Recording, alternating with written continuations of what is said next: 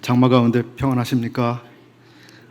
오늘 못 나오신 분들이 덜어 계신 것 같습니다. 평소 자리보다 조금 덜어신 듯한 느낌을 받게 됩니다. 또 어떤 성도 가정은 이제 집 근처에 비가 많이 와서 차를 운행할 수 없는 지경이 돼서 이제 못 오신다는 그런 성도의 이야기도 들었습니다. 주께서 저희들 삶을 살피시고 또 지켜주시기를 바랍니다. 사회자 형제님께서 참 주님의 말씀은 내 발의 등이요 내 길의 빛이라고 이렇게 말씀 인용해 주셨는데요. 오늘날 우리에게 필요한 하나님의 빛이 무엇일까? 오늘이라고 일컫는 지금 우리에게 필요한 빛의 말씀, 그 말씀은 무엇일까? 이런 생각을 해보게 됩니다. 제가 사전에서 정의한 정의를 한번 말씀드릴 테니까 무엇에 대한 정의인지 한번 생각을 해보시기 바라겠습니다. 이 단어는 이런 의미를 가지고 있습니다. 자극을 받아들여 느끼는 성질이나 성향. 무엇일까요? 또 다른 설명입니다. 외부 세계의 자극을 받아들이고 느끼는 성질. 자극이나 타인에 대한 반응과 관련된 능력을 말하는 것으로 넓은 의미로 감각의 예민성이라고 한다. 어떤 단어를 설명하는 설명일까요? 아시는 분? 아직 안 계신 것 같네요. 위에 두 정의는 감수성이라고 하는 단어에 대한 사전 설명입니다. 가장 최근에 우리 모든 사람을 놀라게 한 뉴스 가운데 하나가 있습니다. 바로 박원순 서울시장의 자살 소식이었습니다. 그분은 2020년 7월 9일에 사망하셨는데 그분이 서울 삼청각 인근에서 스스로 목숨을 끊은 것으로 알려져 있고 그의 죽음에 대해서 사람들은 매우 충격을 받았습니다. 그가 왜 스스로 목숨을 끊었는지에 대해서 그 배경을 알게 된 사람들은 더 큰 놀라움을 경험했습니다. 여러분, 성인지 감수성이라는 용어가 뉴스에서 그분의 죽음 이후에 아주 부쩍 많이 오르내렸습니다. 성인지 감수성.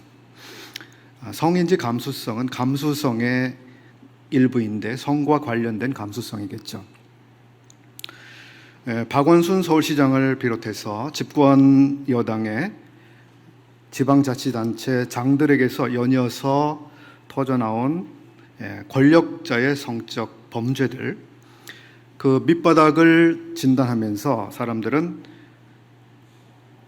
집권 여당의 권력자들에게 성인지 감수성이 부족한 것 아니냐 이런 지적을 했습니다. 여러분, 감수성에 대해서 어떻게 생각하시는지요? 감수성. 제가 제 식대로 이해를 한다면 타인의 처지를 이해하고 공감하는 능력이라고 정의를 해보고 싶습니다. 성경은 하나님께서 전능하시지만 그분은 감정에 메마른 그런 전능자가 아니시다. 또 그분은 모든 지혜를 가지고 계시는 전지하신 하나님이시지만 차디찬 지식인이 아니시다 하는 것을 우리는 성경을 통해서 배웁니다. 요한복음 11장 말씀이 생각이 나는데요. 요한복음 11장 32절부터 35절까지의 기록에서 주님께서 마리아가 우는 것과 또 함께 온 유대인들이 우는 것을 보시고 심령에 비통히 여기시고 불쌍히 여기사, 이렇게 기록한 부분을 보게 됩니다. 그리고 예수께서 눈물을 흘리시더라. 사람들이 왜 울고 있는지, 왜 슬퍼하는지, 왜 안타까워하고 아파하는지에 대해서 거리감 없이 정말 본인의 일처럼 그분이 받아들이시고 똑같은 감정을 갖고 대하고 계신 사실을 보게 됩니다. 그리고 그분께서는 우리들에게 우는 자들과 함께 울라고 권하셨습니다. 오늘날 우리는 공감 능력을 상실해버린 많은 지식인들, 뛰어난 학자들을 봅니다. 그리고 감정을 상실한 채 구호만 외쳐대고 있는 수많은 또 정치인들을 보면서 참으로 그들의 냉랭함 그리고 잔혹함, 이런 것에 대해서 우리는 더 이상 놀라지 않을 정도로 익숙해져 가고 있습니다. 우리는 모든 면에서 주님을 닮은 사람들이 되어야 하고, 또 우리를 통해서 주님의 영광스러움이 나타나는 그런 삶을 주님이 기대하고 계시는 것을 우리가 다 알고 있습니다. 그렇다면 사람들은 우리에게서 주님께서 얼마나 너그러우신 분인지 우리를 통해서 보게 되는지, 또 세상은 우리에게서 주님의 겸손을 발견하고 있는지, 또 우리에게서 세상은 주님의 따뜻함과 배려를 느끼고 있는지 생각을 해보게 됩니다. 아까 예배 시간에 어느 형제님께서 히브리서에 있는 대제사장 내용으로 이 감사 기도를 올리시는 것을 들었습니다. 히브리서는 2장부터 8장까지의 아주 긴 페이지를 통해서 그분은 우리의 연약함을 체휼하지 아니하는 그런 분이 아니시다 라고 하는 사실을 아주 강조해서 기록해주고 계십니다.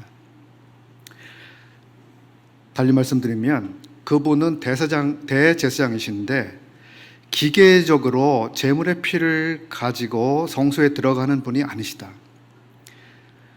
백성의 연약함을 몸소 짊어지고 성소에 들어가시는 긍휼과 눈물의 대제사장이시라고 하는 사실을 우리가 히브리서를 통해서 보게 되는데, 이것은 그분께서 타인의 죄, 타인의 슬픔을 자기의 것으로 아파하는 그 공감 능력을 소유하신 분이라고 하는 사실을 우리에게 말씀해 주고 있습니다. 체휼한다는 단어의 뜻은 어떤 사람의 처지와 심정을 자기의 것으로 똑같이 느낀다라고 하는 의미를 가지고 있습니다. 주님은 그러한 분이셨습니다. 체휼하시는 분. 그래서 누군가 힘들어하고 아파하고 슬퍼하고 괴로울 때, 그리고 죄 때문에 느끼는 수많은, 거기엔 죄의식이 있을 수도 있고요, 수많은 종류의 그러한 감정들에 대해서 그분이 외면하시지 않는다. 히브리서를 통해 볼 때 대제사장에게 이러한 자질은 아주 필수적인 자질입니다. 백성들의 연약을 짊어지는, 그래서 그냥 짐승을 죽여서 피를 가지고 가는 어떤 기계적 행동이 아니라 정말 이 백성들의 죄 때문에 그 연약을 마음에 느끼면서 그 피를 가지고 들어가는 대제사장이 되어야 한다는 것이, 이것이 필수적 자질로 보여지고 있습니다. 히브리서 2장 17절에서 그래서 우리는 이런 기록을 보게 됩니다. 그러므로 그가 범사에 형제들과 같이 되심이 마땅하도다. 이는 하나님의 일에 자비하고 신실한 대제사장이 되어 백성의 죄를 속량하려 하심이라. 자비하고 신실한 대제사장이 되신다. 한 장을 넘기시면 4장 14절에서 우리는 또 이런 기록을 보는데요. 우리에게 있는 대제사장은 우리의 연약함을 동정하지 못하시리가 아니요 모든 일에 우리와 똑같이 시험을 받으시니로되 죄는 없으시니라. 또 한 챕터 다음 5장 6절에 이런 기록이 있습니다. 그는 육체에 계실 때에 자기를 죽음에서 능히 구원하시리에게 심한 통곡과 눈물로 간구와 소원을 올렸고 8절 그가 아들이시면서도 받으신 고난으로 순종함을 배워서 자기에게 순종하는 모든 자에게 영원한 구원의 근원이 되시고 그렇습니다. 우리 주 예수 그리스도께서는 대제사장으로 오셔서 우리 모든 사람들의 죄를 위해서 그분이 돌아가셨지만 그것이 아버지 하나님의 단순한 기대, 요구, 어떤 목적, 단순히 그것을 그냥 의무적으로 성취하러 오신 그 대제사장이 아니시고 그 백성들의 그 무거움을 친히 짊어지시는 동정하시는 그런 분이셨다고 하는 사실을 히브리서가 아주 이렇게 자세하게 기록하고 있는 것입니다. 그런가 하면 시편 139편은 그분께서는 모르는 것이 없는 전지하신 하나님이시면서도 그분께서 한 사람 한 사람에 대해서 얼마나 관심을 가지고 살피고 계신지를 보여주고 있습니다. 시편 139편 1절로 3절 그리고 5절을 찾아서 읽어보겠습니다. 여호와여 주께서 나를 살펴보셨으므로 나를 아시나이다. 주께서 내가 앉고 일어섬을 아시고 멀리서도 나의 생각을 밝히 아시오며 나의 모든 길과 내가 눕는 것을 살펴보셨으므로 나의 모든 행위를 익히 아시오니. 여기서 나를 아십니다. 나의 생각을 밝히 아십니다. 나의 모든 행위를 익히 아십니다. 이렇게 거듭거듭 우리를 얼마나 자세히 알고 있는지, 우리 개인에 대해서 얼마나 깊이 헤아리고 계시는지 말씀해 주고 있습니다. 5절에서는 그래서 주께서 나의 앞뒤를 둘러싸시고 내게 안수하셨나이다. 어린이 성경은 이 구절을 이렇게 번역했습니다. 주는 나를 사방에서 포위하시며 주의 손으로 나를 붙들고 계십니다. 붙들어주지 않으면 안 될 존재, 그것을 이 전지하신 모든 것을 아신 그분께서 나를 그렇게 보고 계시고 나를 그렇게 붙들어주고 계신다라고 하는 사실을 우리가 보는 것입니다. 시편 103편에서는 우리가 진흙처럼 연약하고 한계가 많은 인생이라고 하는 사실을 하나님께서 얼마나 깊이 고려하고 우리를 대하시는지 기록하고 있습니다. 시편 103편 19절에서 그분은 만유를 통치하시는 정말 어마어마한 스케일의 통치자십니다. 그러면서도 그분께서는 우리의 지극히 작은 존재, 우리 한 사람 한 사람을 아주 주의 깊게 살펴보고 계시는 중이시다. 우리가 진흙과 같은 존재라고 하는 그런 사실을 충분히 감안해서 우리를 보고 계시다고 하는 사실을 발견할 수 있습니다. 이것은 아비가 자식을 대하는 마음이다. 이렇게 또 기록이 되고 있습니다. 여호와께서 그의 보좌를 하늘에 세우시고 그의 왕권으로 만유를 다스리도다. 그렇습니다. 이런 어마어마한 능력자, 크신 분, 이런 분이신데 그분께서 아비가 자식을 긍휼히 여김같이 여호와께서 자기를 경외하는 자를 긍휼히 여기시라니. 만약에 이러한 긍휼이 없다면, 우리를 진흙처럼 보시는 그러한 긍휼로 나를 보고 계시지 않다면 우리가 도대체 어디에 설 수 있는가? 어디서 긍휼을 얻을 수 있는가? 하나님은 감수성, 그리고 공감 능력에 있어서 타의 추종을 불허할 정도로 아주 뛰어난 분이시라고 하는 사실을 저는 배웁니다. 그분의 공감은 우리의 마음 깊은 곳을 만지시고도 남는 그런 분이십니다. 그분은 무거운 짐을 짊어져 보신 분입니다. 통곡과 눈물로 기도한다는 것이 무엇인지 그런 경험을 한 분입니다. 무거운 짐을 지고 눈물을 흘리면서 언덕을 오르는 인생들의 아픔과 고단함을 그분은 아시는 분이십니다. 남의 일로 여기시는 그런 분이 아니시죠. 우리에게 있는 이 대스장, 이렇게 놀라우신 분, 우리를 그렇게 체휼하시는 분, 이 대제사장을 생각할 때 우리 마음이 참 큰 감동을 받습니다. 그렇게 놀라운 분께서 우리를 위한 대제사장이 되어주신다. 날마다 우리의 짐을 지시고 날마다 성소에 들어가시는 그러한 분. 우리는 나라의 권세자들에게서 이 감수성이라고 하는 것이 사라져갈 때 어떤 일들이 일어나는지 직접 눈으로 보고 있습니다. 그것은 지금의 권세를 가지고 있는 분들에게만이 아니라 또 지난 시절 정권을 맡았던 분들에게도 생각해 볼 부분이 있죠. 저는 지난 대통령 당시 이제 세월호 사건을 잊지 못합니다. 다들 그러시겠죠. 불법 개조된 여객선이 있었습니다. 그리고 법적인 허용 한계를 넘어서는 과도한 짐을 실은 배, 그리고 화물을 제대로 결박하지도 않고 이리저리 막 흔들리고 움직이도록 내버려둔 상태로 배를 운항했던 그러한 사건. 그래서 수백 명의 사람들, 특히 수학여행을 떠났던 우리 학생들이 하루아침에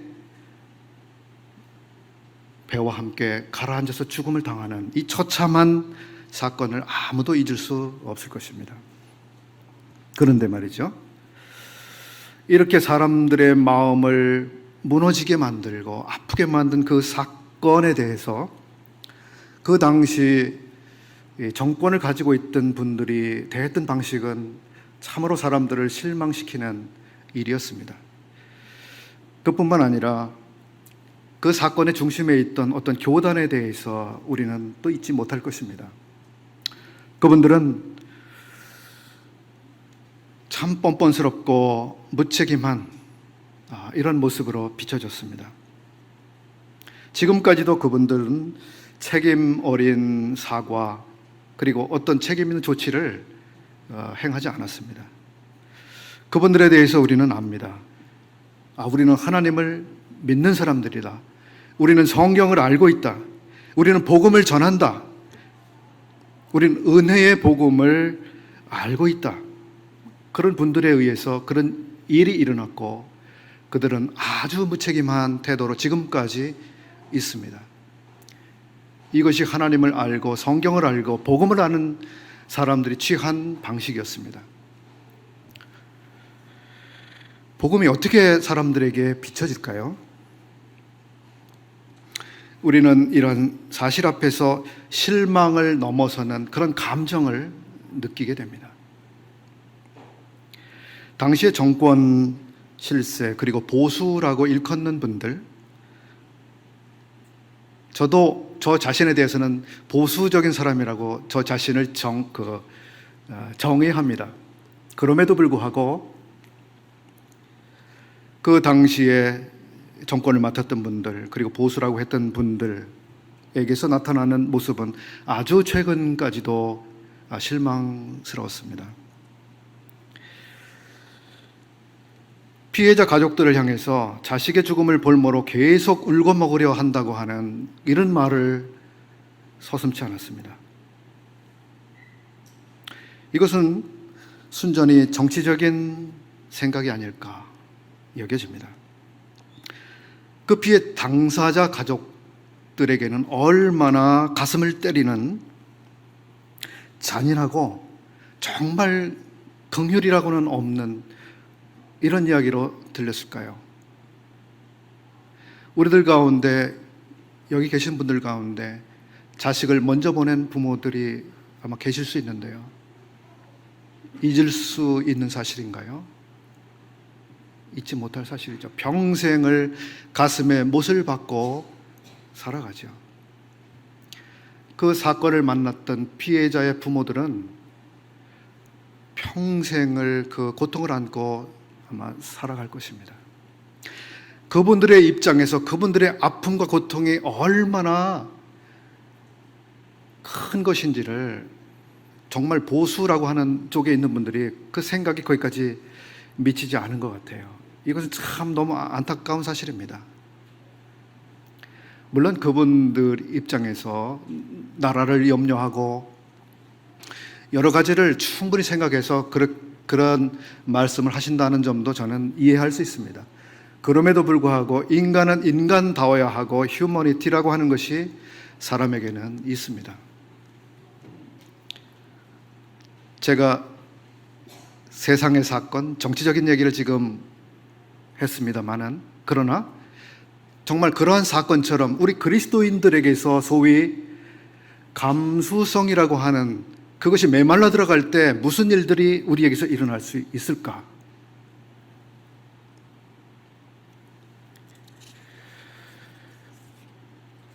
우리 주님께서 초림하셔서 사역하시던 당시에 집권자들과 대부분의 대중들은 예수 그리스도의 피리 소리에 춤추지 않았습니다.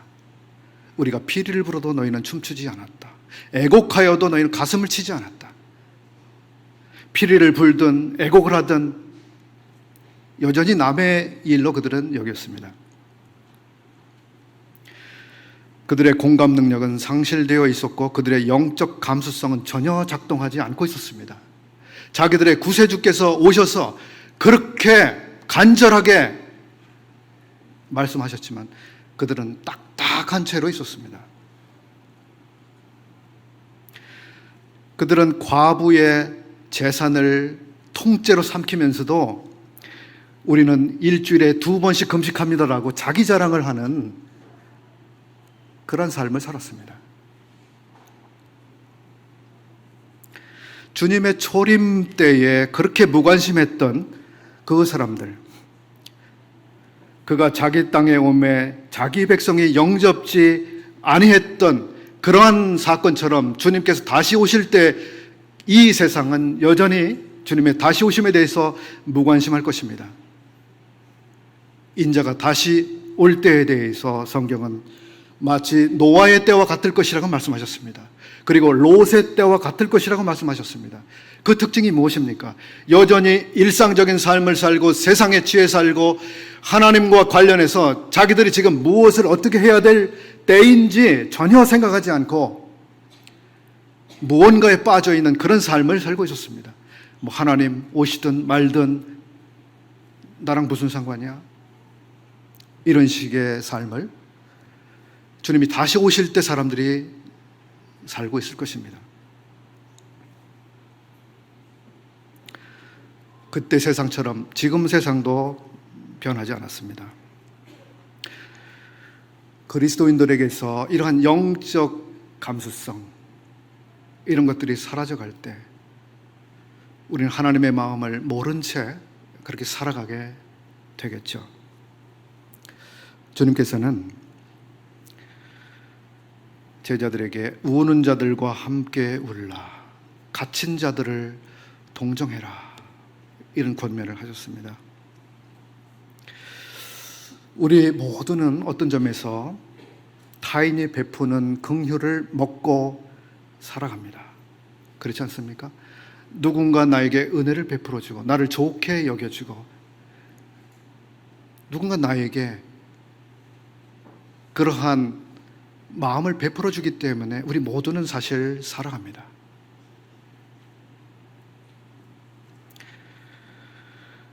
예수 그리스도께서 내가 무리를 불쌍히 여기노라, 이런 얘기를 하셨습니다. 그리고 많은 사람들이 주님께 가서 나를 불쌍히 여기소서라고 말했습니다. 나를 불쌍히 여겨주소서. 그러한 나를 불쌍히 여겨달라고 하는 사람들을 주님은 외면하지 않으셨습니다. 그 모든 사람들의 그 아픈 처지를 주님은 동정하셨습니다. 고라사에 귀신 들렸던 한 사람이 있습니다. 군대 귀신이라고 우리가 알고 있습니다. 그 사람의 처지를 긍휼히 여기신 우리 주님께서 그 귀신을 쫓아내 주셨습니다. 그리고 그 사람의 정신이 온전해지고 이제 그 사람이 제가 예수님을 따라가고 싶습니다. 따르겠습니다. 이렇게 이야기했을 때 주님께서 하신 말씀,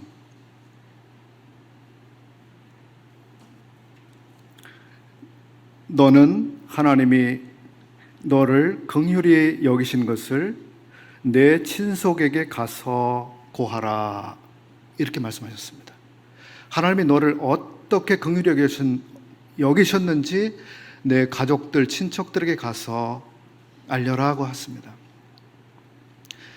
그 사람이 어떻게 귀신으로부터 자유를 얻었는지, 귀신이 쫓김을 당했는지, 어떻게 정상적인 사람으로 돌아왔는지, 얼마나 놀라운 기적이 자신에게 일어났는지, 예수 그리스도께서 얼마나 놀라운 능력을 나타냈는지, 이러한 측면에서가 아니라 하나님이 너를 얼마나 긍휼히 여기셨는지 그것을 이야기해 주라, 그 말씀하셨습니다.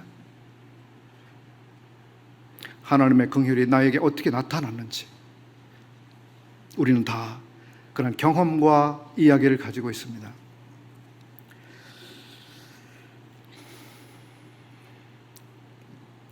제가 어느 때 한번 인용을 해드린 것 같습니다만, 김훈이라고 하는 아주 유명한 소설가, 작가가 어느 신문 인터뷰를 하고 그 기사가 신문에 실린 게 있습니다. 그 작가의 눈에 비친 한국 사회의 현 세태, 그것에 대해서 그분은 이렇게 말했습니다. 한국 사회의 현 세태, 남과 적당한 거리를 유지하고 남의 고통을 이해하는 능력이 전혀 없다. 매일 악다구니, 쌍소리, 욕지거리로 날이 지고 새는 사회가 되어버렸다. 인간에 대한 경외심이나 연민, 남의 고통을 동감할 수 있는 감수성을 상실했다. 사람들이 혀를 너무 빨리 놀린다. 그 혀가 생각을 경유해서 놀리는 게 아니다. 나한테 침 뱉으면 너한테 가래침 뱉는 격으로 서로를 공격하기 바쁘다. 참 적나라하게 관찰했습니다. 우리는 어떻습니까? 이 사회에서 이편 저편으로 편이 나누어지고 서로 욕을 해대고 싸워대는 이 상황 속에서 우리가 어떤 눈으로 그 상황을 보고 있는지, 그리고 우리의 입에서 어떤 말들이 나가고 있는지, 우리가 이 사회를 바라보는 시선뿐만 아니라 우리 믿는 사람들 사이에서는 또 어떻습니까?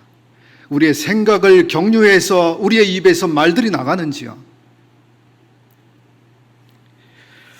엊그제 현직 고등법원의 판사 한 분이 마지막으로 이런 이야기를 하고 스스로 직에서 물러났는데요. 오늘날 한국 사회는 일종의 야만 사회가 되고 있다, 이런 이야기를 했습니다. 야만, 짐승이죠. 짐승입니다. 내가 물어뜯지 않으면 나는 물어뜯기고, 내가 먹지 않으면 먹히고, 내가 이기지 않으면 나는 지고, 이런 식의 사고가 야만성 아니겠습니까? 치열한 싸움만 존재하는 이러한 사회 속에서 우리가 무엇을 할 수 있을까? 우리는 어떤 사람들이 되어야 할까? 적어도 믿는 사람들, 하나님을 알고, 은혜를 알고, 성경을 알고, 복음을 알고, 복음을 나누는,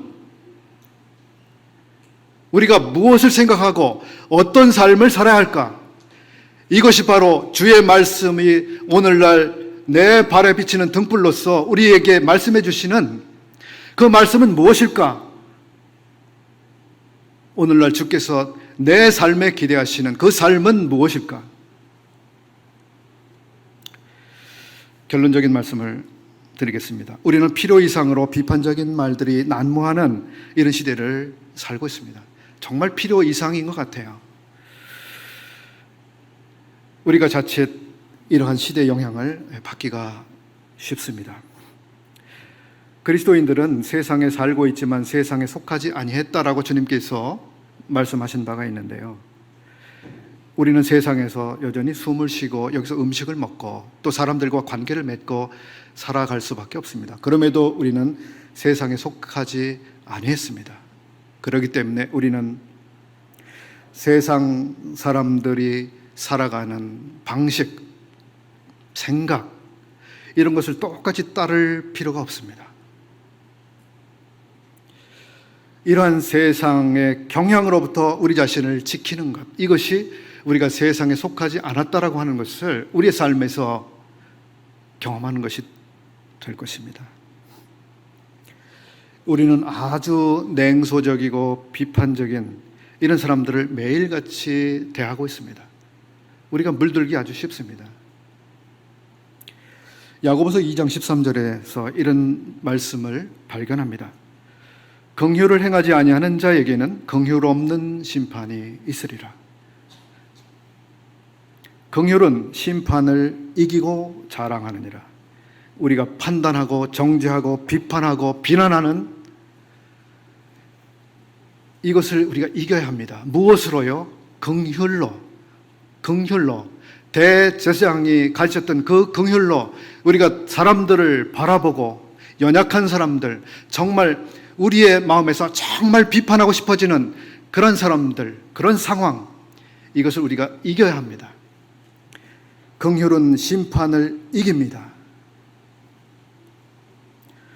우리 주 하나님은 긍휼에 풍성하신 하나님, 우리에게 있는 대제사장은 우리의 연약함을 채울하시는 그러한 분이심을 우리가 매일의 삶에서 기억하고 우리의 사람들과의 관계 안에서 그런 것들을 경험하는 우리의 매일의 삶이 되기를 주님 앞에서 기도합니다.